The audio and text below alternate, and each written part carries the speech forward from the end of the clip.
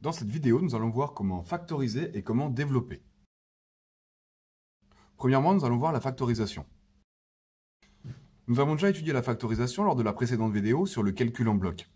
C'est lorsque j'avais fait l'analogie avec les voitures. Donc je vais refaire à peu près la même analogie, je refais le même dessin. Ici, combien ai-je de voitures? J'ai 5 voitures, c'est-à-dire 2 voitures plus 3 voitures. Cela me fait 5 voitures. Pour obtenir 5 voitures, j'ai juste fait dans ma tête 2 plus 3. J'ai donc fait 2 plus 3 voitures. Nous allons analyser maintenant cette écriture avec celle que l'on avait déjà vue lors du calcul en bloc.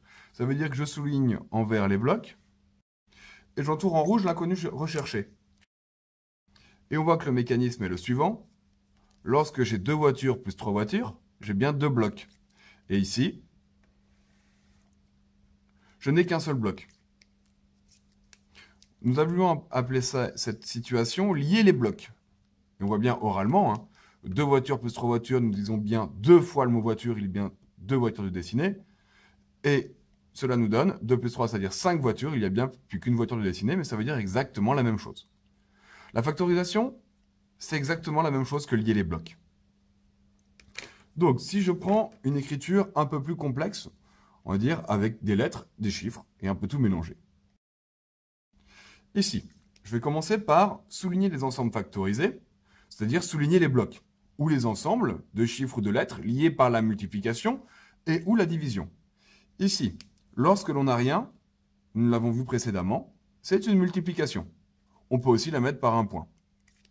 Donc ici, 2A et B sont liés par la multiplication, 4 et A sont liés par la multiplication, A et 2 sont liés par la division, et A est tout seul.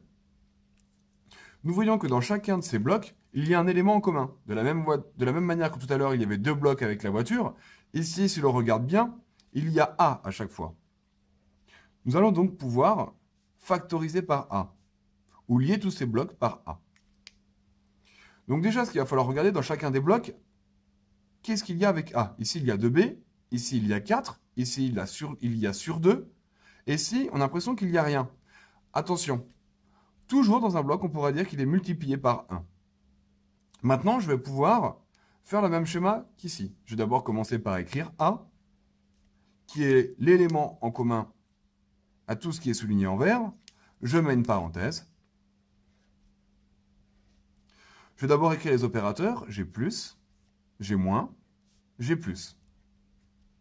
Avant le premier plus, dans le premier ensemble factorisé, dans le premier bloc, si j'enlève A, je le cache, il me reste 2B. Ou 2 fois B. Dans le deuxième, il me reste juste 4. Dans le troisième, il me reste sur 2. Donc on ne va pas écrire sur 2, on va écrire 1 sur 2. Et dans le dernier, il me reste juste 1. Et voilà, c'est fini. Nous avons factorisé. Maintenant, ce que nous allons pouvoir faire, nous allons essayer de simplifier cette expression.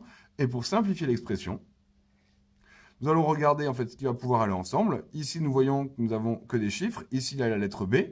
Donc, elle va rester toute seule. Par contre, on va pouvoir tout mettre ensemble.